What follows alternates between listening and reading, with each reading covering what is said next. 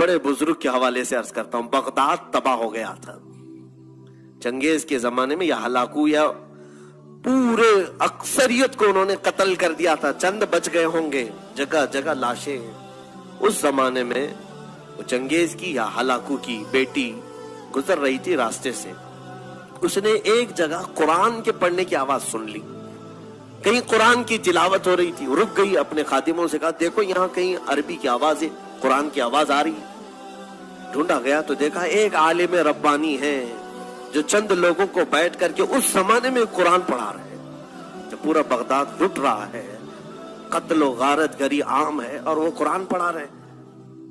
तो ये खातून जो थी वो जालिम बादशाह की बेटी थी, पूरा उसके बाप ने हिलाक कर दिया था।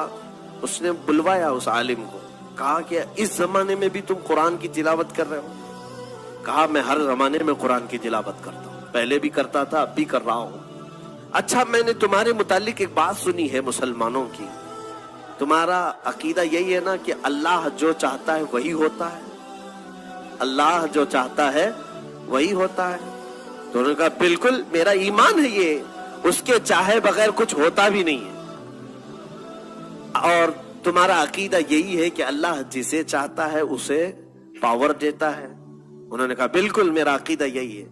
कहा तो फिर हमारे ऊपर यकीन क्यों नहीं कर लेते कि अल्लाह जो चाहता है वही होता है? तो हमको चाहा है अल्लाह, इसलिए आज हम हुकूमत में हैं।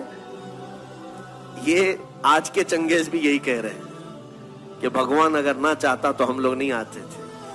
कभी कभार क्यों चाहता है ये भी सुन लो। उस आलिम रब्बानी ने बहुत प्यारा जवाब इरशाद फरमाया, कहा बिल्कुल तो सही कह रही है। उसको मैं एक मिसाल से बताता हूं।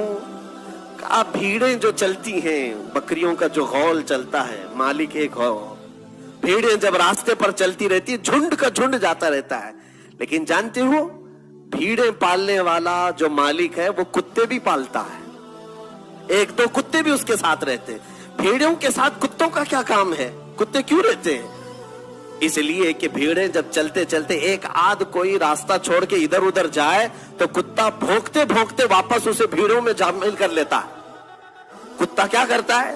वो भौंकते हुए मालिक छोड़ देता है कुत्ते को, जाओ वो भीड़ इधर गई, ये बकरी उधर चली गई। कुत्ता भौंकते हुए उन भीड़ों को गौल में फिर से शामिल कर देता है और फिर वो रास्ते पर चलने लगती हैं। उस आलिम रब्बानी ने फरमाया यकीनन हम उम्मत मुस्तफा भोली भीड़े हैं, जब सिराते मुस्तकीम से इधर उधर हटते हैं अल्लाह तुम जैसे कुत्तों को हम पर भेजता है ताकि तुम भौंक करके फिर से हमें सिराते मुस्तकीम पर ले आओ। आज इसीलिए ये तमाम चीजें हैं मेरे अजीजों, ये तुम्हें जो आंख दिखा रहे हैं या भौंक रहे हैं इसलिए कि तुम रास्ता हटे हुए हो। वापस आ जाओ सिराते मुस्तकीम पर।